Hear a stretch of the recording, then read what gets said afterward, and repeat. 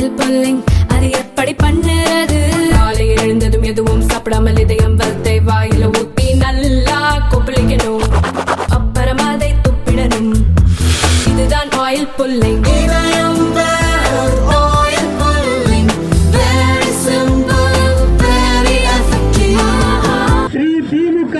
திராவிட model அரசு தோல் தொழிற்சாலைக்கு சால தாரை வார்ப்பதற்காக 200 ஆண்டுகளாக நம்முடைய மக்கள் அங்க இருக்கிற சரளை கற்களுக்கு இடையிலும் பாம்பு பள்ளிகளுக்கு இடையிலும் தண்ணீர் இல்லாத அந்த நேரத்தில் கெடில ஆற்றிலிருந்து குடகுடமா தண்ணி எடுத்துட்டு வந்து ஊட்டி முந்திரி மரத்தை வளர்த்து நாங்க வச்சா நீ நோவாம ஜேசிபி எடுத்து புடிங்க கராச்சிட்டு தோல் கம்பெனிக்காரனுக்கு கொடுப்ப அதை நாங்க பார்த்துட்டு சும்மா இருப்போம். உருப்பிடுமா இல்ல திராவிட மாடல் திமுக அரசு? எவ்வளவு நல்லா இருக்கு, தோல் தொழிற்சாலைக்கு கொடுக்கணும்னா எவ்வளவு நல்லா இருக்கு. இதே கடலூர் பகுதியில் சிப்காட் இருக்கு, தொழிற்சாலை அமைப்பதற்காகவே உருவாக்கப்பட்ட நிலப்பரப்பு. அங்க கொண்டு போய் இல்ல ஈசிஆர் பகுதிகளில் எவ்வளவோ உலர் நிலங்கள் இருக்கிறது, உப்பு நிலங்கள் இருக்கிறது, சாகுபடிக்கு தகுதி இல்லாத பல நிலங்கள் இருக்கிறது. தமிழகத்தின் பல மாவட்டங்களில் எங்களுக்கு வேலை வாய்ப்பு வேண்டும், எங்களுக்கு தொழிற்சாலை வேண்டும், இந்த இடத்தில் நிலப்பரப்பில் அமைத்து கொடுங்கள் என்று கேட்கிற பல பகுதிகள் இருக்கிறது. ஆனா நீங்க ஏற்கனவே என்னுடைய கடலூர் மாவட்ட மக்கள் பல்வேறு விதத்தில் ஐக்கப்பட்டிருக்கார்கள். இங்க கடலூர் மாவட்டம் அப்படிங்கிறது ஆர்டிசன் ஊற்று இந்த பகுதி. சொன்ன தண்ணி அப்படியே நிலத்தை பொத்துக்கிட்டு தண்ணி வரும், 3 அடி தோண்டா தண்ணி வரும். அப்படி பொன்னை விளைவிக்கிற பூமியாக இருந்த நம்முடைய கடலூர் மாவட்டம் இன்றைக்கு 200 அடி 300 அடி நிலத்தடி நீர் என்பது குறைந்திருக்கிறது. இதே திமுக அரசு, இதே கடலூர் கலெக்டர் ஆர்டர் போட்டார், என்எல்சிக்கு நிலம் எடுத்து கொடுக்க வேண்டியது மாநில அரசு. என்எல்சி நிர்வாகத்தில் நான் பேசினேன், ஏக்கருக்கு 25 லட்சம் கொடுங்கன்னு சொல்லி பேசும்போது என்எல்சி சொல்லிச்சு, சார் கலெக்டர் என்ன ஆர்டர் போடுறாரோ நாங்கள் கொடுத்துட்றோம். ஆனால் இந்த கலெக்டருக்கு ஆர்டர் போடுறதுக்கு மனசு வரல. விவசாய அறுவடைக்கு தயாராக இருந்த அந்த நெற்பயிர்கள் கட்டாய கருவட்டியில் அன்றைக்கு ஜேசிபி இறக்கப்பட்டது இந்த திமுக அரசால. இன்றைக்கு 3 மாதங்கள் இருந்திருந்தால் அந்த முந்திரி பயிர் அறுவடைக்கு வந்திருக்கும். அதுவரை பொருங்கள் என்று இந்த ஏழை மக்கள் கண்ணீரோடு கேட்டதை கூட காது கொடுக்காமல் ஜேசிபி வாகனங்களை இறக்கி அந்த முந்திரி மரங்களை 2ஆக பிளந்து போட்டார்களே. இதற்கு மேல் கடலூர் மாவட்டத்தில் இருக்கிற ஒரு முந்திரி விவசாயியாவது திமுகவிற்கு ஓட்டு போடுவானா? போடுவீங்களா? திமுக ஓட்டு போடுவீங்களா? இந்த விவசாயிகளினுடைய அழுகுரலை இன்றைக்கு திமுக கேட்டிருக்கிறது. எங்களுடைய எழுச்சியை 2026 இந்த திமுக பார்க்க போகிறது. நீ சாப்பிடுற சோறு அந்த சோறு விவசாயி போட்டது. அந்த விவசாயினுடைய வயிற்றில் அடிச்சிட்டு நீ சாப்பிடுற சோறு அது விஷத்திற்கு சமம். உனக்கு சோறு போடுற விவசாயிகளுடைய வயிற்றில் அடிச்சுட்டு அப்படி கோடி கோடியாக கார்பரேட்டுகளினுடைய காலை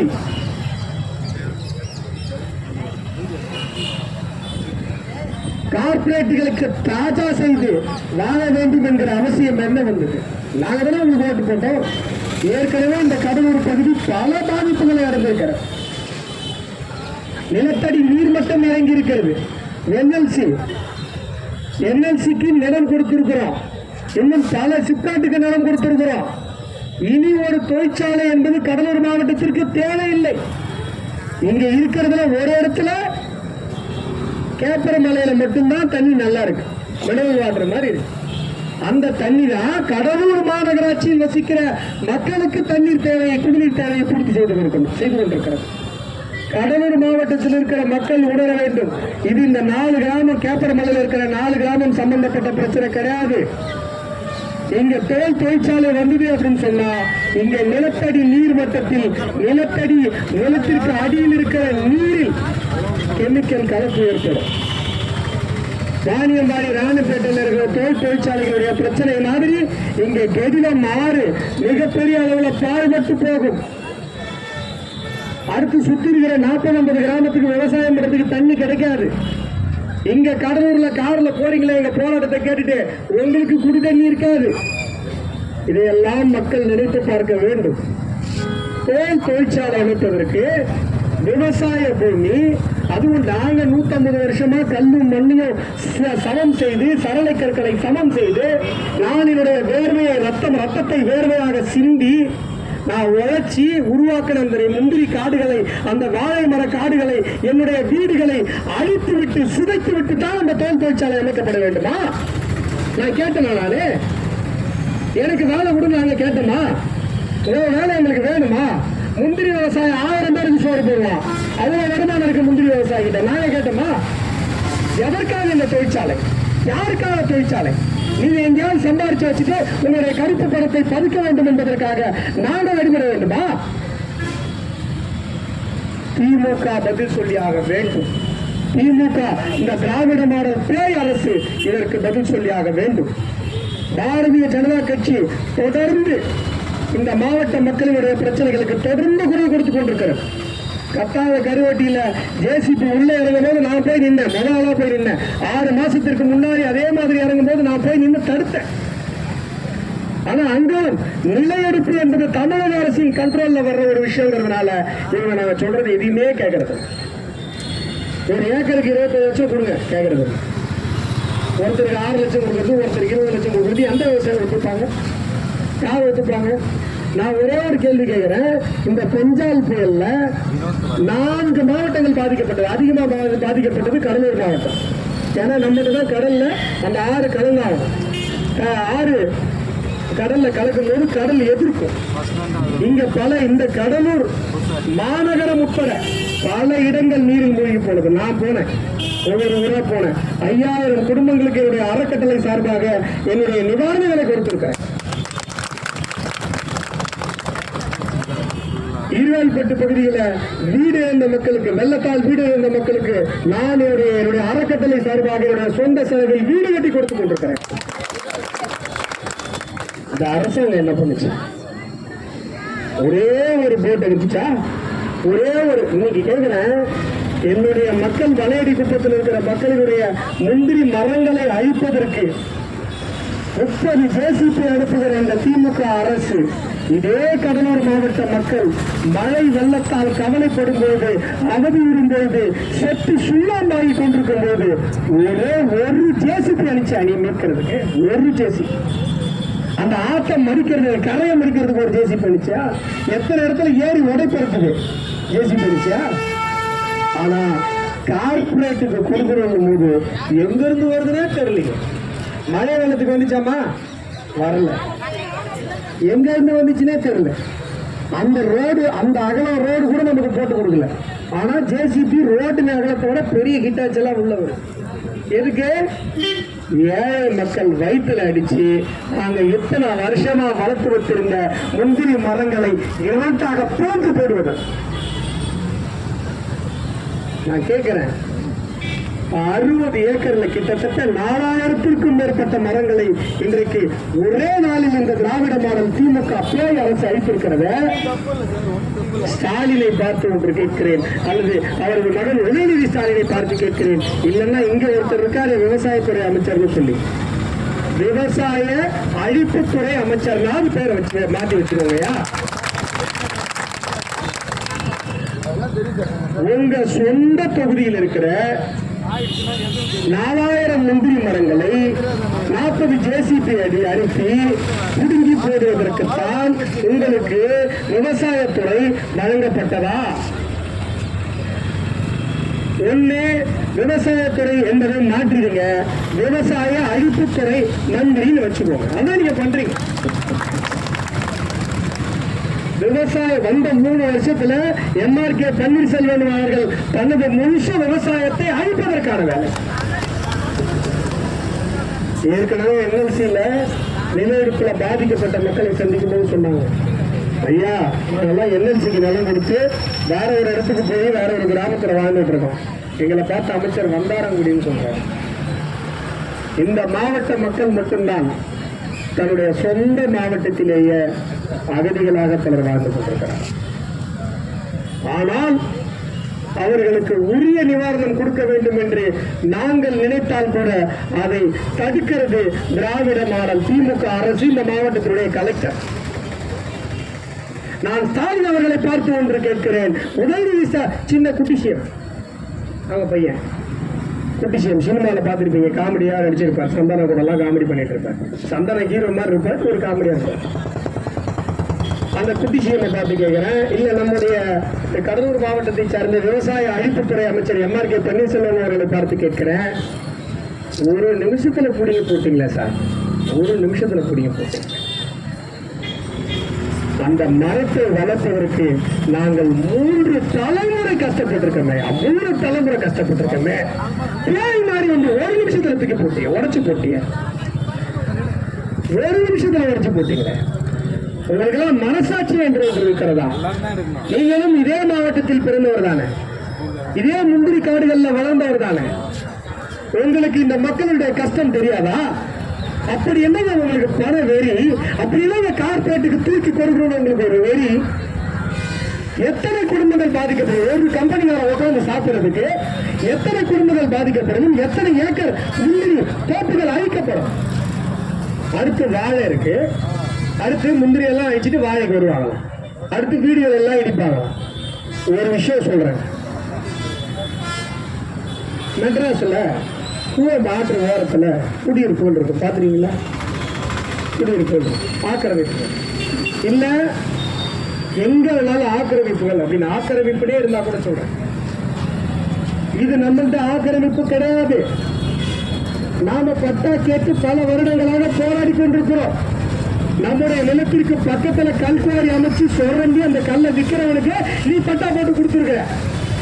ஆனா விவசாய பெருங்குடி மகனான எனக்கு நீ பட்டா கொடுக்கல. கடுமையா உழைச்சி என்னுடைய முந்திரி மரங்களை விளைவிக்கிற எனக்கு நீ பட்டா கொடுக்கல. ஆனா கல்குவாரிக்காரனுக்கு பட்டா கொடுத்துருக்க. இந்த தேர்தலில் எனக்கு பட்டா கொடுப்பேன்னு வாக்குறுதி கொடுத்து நீ எலெக்ஷன்ல நீ ஜெயிச்ச. ஆனா எனக்கு பட்டா கொடுக்கல.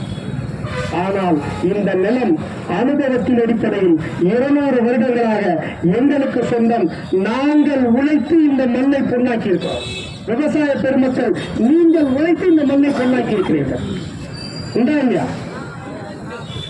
ஒரு ஆக்கிரமிப்பாளர்களை அகற்ற வேண்டும் என்று சொன்னால் கூட அரசாங்கம் ஒரு நோட்டீஸ் கொடுக்கும். நோட்டீஸுக்கு 15 நாள் டைம் கொடுக்கும். நம்ம கிட்ட விளக்கம் கேட்கணும். நாங்கள் உங்கள் நிலத்தை அரசு எடுத்துக்கொள்ள போகிறோம், இந்த இடத்துல இருந்து நீங்க காலி பண்ணணும், உங்களுக்கு ஏதேனும் எதிர்ப்பு இருந்தால் எங்களிடம் தெரிவியுங்கள் என்று சொல்லணும். உங்களுக்கு யாருக்காவது தபால்ல நோட்டீஸ் வந்துதா? ஒருத்தருக்காவது தபால்ல நோட்டீஸ் வந்துதா? ஒருத்தராவது கையெழுத்து போட்டு வாங்கினீங்களா? எந்த சட்ட நடைமுறையையும் பின்பற்றாமல் நேரா ஜேசிபி எடுத்துட்டு வராங்கன்னு சொன்னா இதெல்லாம் ஆட்சிதானா? இங்க நடப்பது ஆட்சிதானா? இங்கு இருப்பவர் அமைச்சர் தானா? இவர் விவசாயத்துறையை பாதுகாப்பதற்குத்தான் அமைச்சராக இருக்கிறாரா? இந்த மக்களை பாதுகாப்பதற்குத்தான் அமைச்சராக இருக்கிறாரா?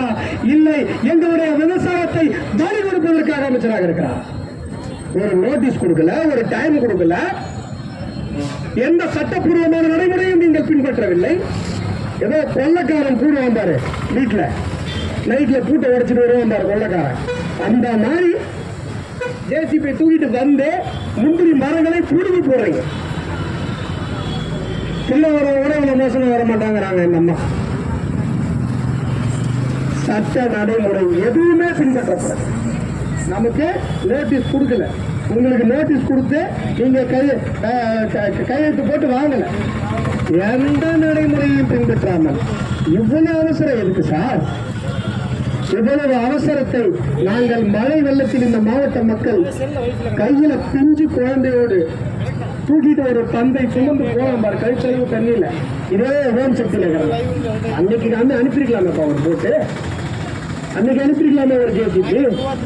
வயசான தன்னுடைய அப்பா அம்மாவை இந்த மழை வெள்ளத்துல இருந்து எப்படி உயிரோட காப்பாத்திட்டு போறோம் அப்படின்னு சொல்லி அப்படியே வந்து கட்டில வச்சு அப்படியே தூக்கிட்டு வந்தானே. அன்னைக்கு ஒரு அதிகாரி இந்த அவசரத்துல இருந்திருக்கலாமே. எங்க ஊரை அழிக்கிறதுக்கு நீங்க இவ்வளவு அவசரமா வரீங்க. நோட்டீஸ் கொடுக்கல, எங்களுக்கு தகவல் கொடுக்கல, எங்களுக்கு வாய்ப்பு கொடுக்கல, எந்த விதமான சட்டப்பூர்வமான நடைமுறையும் நீங்கள் பின்பற்றணும். ஆனா வரீங்கல்ல, கார்பரேட்டுக்காரனுக்கு ஒண்ணு, டோல் கம்பெனிக்காரனுக்கு தூக்கி கொடுக்கணும் வரல. ஏன் இப்ப மழை வெள்ளத்துக்கு வரல? எந்த சட்டப்பூர்வமான நடைமுறையும் பின்பற்றாம ஜேசிபி தூக்கிட்டு வராங்க. எங்களுடைய பாரதிய ஜனதா கட்சியை சார்ந்த மாவட்ட தலைவர் உட்பட நிர்வாகிகள் அத்தனை பேரும் அன்றைக்கு உங்க கூட நின்னாங்க. ஐயா 3 மாசம் டைம் கொடுங்க, எந்த முடிவு என்ன பண்ணுங்க. 3 மாசம், ஏன்னா பூ பூத்துருச்சு, கொட்டை பொறிக்கிறோம், அதாவது முந்திரி அறுவடை பண்ணிக்கிறோம், அது வரைக்கும் நேரம் வருங்கன்னு கேட்டா அதை கூட கொடுக்காமல் 1.5 நாளில் 4000த்திற்கும் மேற்பட்ட முந்திரி மரங்களை பிடுங்கி போட்டிருக்கிறீர்கள் என்று சொன்னால் எவ்வளவு திமிர் இருக்கும், அவனுக்கு எவ்வளவு திமிர் இருக்கும். ஆணவத்தின் உச்சமா இல்லையா? இது ஆணவத்தின் உச்சமா இல்லையா? இதற்கெல்லாம் இந்த கடலூர் மாவட்ட மக்கள் ஒரே ஒரு வருஷம் நீ என்ன காசு வேணா கூட 500 ரூபா கூட 1000 ரூபா கூட கீச்சோ மூஞ்சில கிடாசுவாங்களா இல்லையா? கடலூர் மாவட்ட மக்களுக்கு மானம் தான் முதல்ல, ரோஷம் தான் முதல்ல. என்றைக்கு என்னுடைய முந்திரி மரங்களை நீ பிடுங்கி போட்டாயோ இனிமேல் எங்களுடைய ஓட்டு உங்களுக்கு இல்லை என்று இந்த மக்கள் முடிவு செய்து விட்டார்கள். செய்து விட்டீர்களா இல்லையா? இனிமேல் முந்திரி விவசாயம் செய்கிற, வாழை விவசாயம் செய்கிற, அல்லது எந்த ஒரு விவசாயம் செய்கிற, சேற்றில் இறங்கி விவசாயம் செய்கிற கடலூர் மாவட்டத்தினுடைய ஒரு விவசாயி கூட உதயசூரியன் சின்னத்தில் ஓட்டு போட மாட்டாங்க.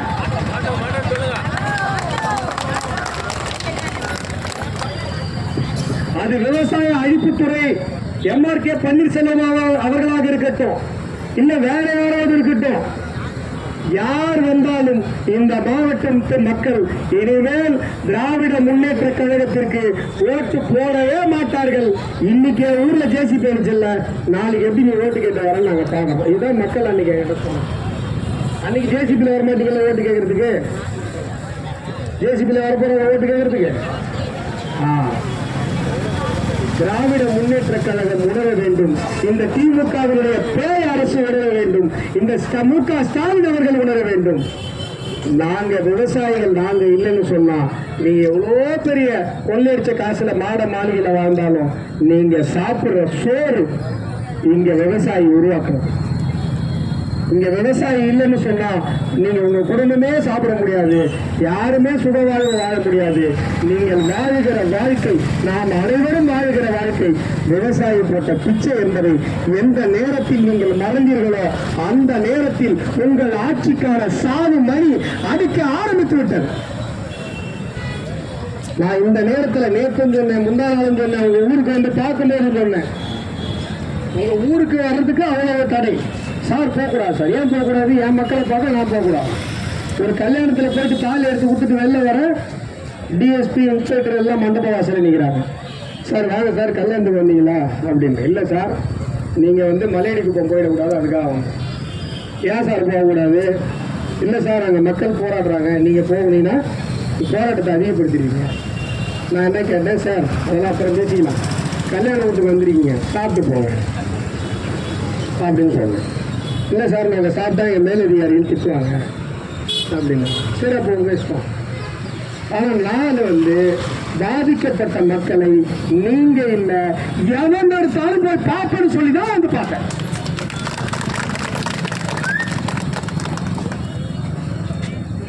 இன்றைக்கு சொல்லிக் கொள்ளுகிறோம், 1 ஏக்கர்ல 160 ஏக்கர் நீங்க அன்னைக்கு எங்களுடைய விவசாயிகளிடமிருந்து அபகரிக்க வேண்டும் என்று நின்று கொண்டிருக்கிறீர்கள்.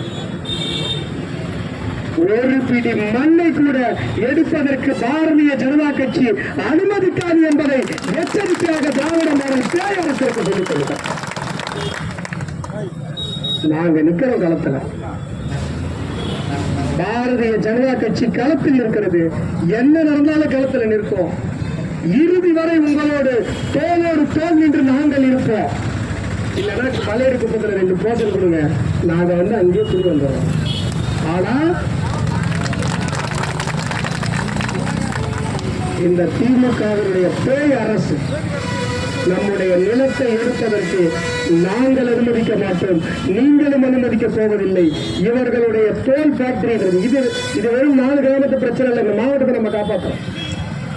நிலத்தடி நீர்ல குரோமியம் கலக்கும். ராணிப்பேட்டை ஆம்பூர்ல போய் பாருங்க. இந்த ஒட்டுமொத்த மாவட்டத்தையும் இந்த 4 கிராமத்து மக்கள் இன்றைக்கு போராடி கொண்டிருக்கிறார்கள். அவர்கள் போராடுவது அவர்களுடைய நிலத்திற்காக மட்டும் என்று நினைத்தீர்கள் என்று சொன்னால் உங்களை விட ஏமாளிகள் யாரும் இருக்க முடியாது. நாங்கள் இந்த தோல் தொழிற்சாலைகளுக்கு எதிராக போராடுவது இந்த ஒட்டுமொத்த மாவட்ட மக்களின், இந்த ஒட்டுமொத்த மாவட்டத்தினுடைய விவசாயிகளின், இந்த ஒட்டுமொத்த மாவட்டத்தின் குடிநீரின் நீரின் தூய்மையை பாதுகாப்பதற்காக என்பதை இந்த மாவட்டத்து மக்கள் உணர வேண்டும். அடுத்த முறை இந்த போராட்டத்திற்கு அவசியம் இருக்கக்கூடாது, திமுகவிற்கு எச்சரிக்கையாக சொல்லிக் கொள்கிறேன். ஆனால் அடுத்த முறை நாங்கள் போராட்டத்திற்கு இந்த விஷயத்திற்காக, இந்த தோல் தொழிற்சாலை அமைப்பதற்கு, நில எடுப்பிற்கு எதிராக நாங்கள் கூடினோம் என்று சொன்னால் இன்றைக்கு பாரதிய ஜனதா கட்சியில் பாதிக்கப்பட்ட 4 கிராம மக்களும் கூடியிருக்கிறார்கள். அடுத்த முறை ஒருவேளை எங்களை கூட செய்து விடாதீர்கள், திமுக அரசிற்கு எச்சரிக்கையாக சொல்லிக் கொள்கிறேன்.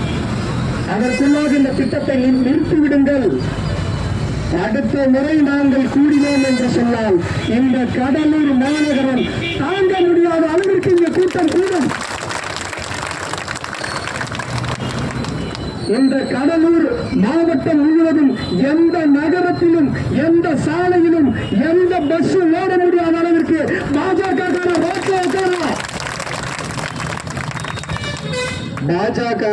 எமர்ஜென்சியை பார்த்தவங்க, எமர்ஜென்சியை பார்த்தவன் சொன்னா உண்மையிலே எமர்ஜென்சியை பார்த்தவன். திமுக காரனும் சொல்லுவான் நான் எமர்ஜென்சியை பார்த்தேன் அப்படின்னு. ஆனா நீங்க எமர்ஜென்சியை பார்த்துட்டு நேருவின் மகளே வருக, நல்லாட்சி தருகன்னு போய் அவங்க காலில் விழுந்தீங்க.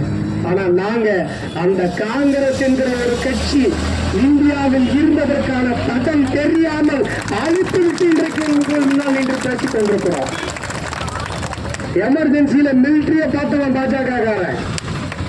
எங்க கிட்ட உங்க விளையாட்டெல்லாம் வேலைக்கு ஆகாது, எச்சரிக்கையாக சொல்லிக் கொள்ளுகிறேன். இந்த விஷயத்துல உடனடியா மூட்டை முடிச்ச தூக்கிக்கிட்டு ஒரு தோல் ஃபேக்டரிக்காரன் சொல்லிட்டு வேற எங்கேயாவது இடத்த பார்த்துட்டு ஓடிடு. இல்லைன்னு சொன்னா இந்த கடலூர் மாவட்டம் முழுவதும் சாலை மறியல் போராட்டம் பாரதிய ஜனதா கட்சியின் சார்பில் நடக்கும்.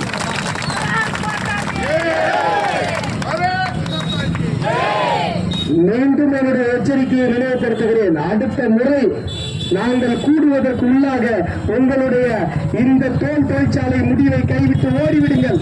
அடுத்த முறை நாங்கள் கூடுகிற போது கடலூர் மாநகரம் தாங்காத அளவிற்கு ஒரு கூட்டம் இங்கு கூடும் என்ற எச்சரிக்கையோடு என்னுடைய வார்த்தைகளை நிறைவு செய்கிறேன். நன்றி, வணக்கம்.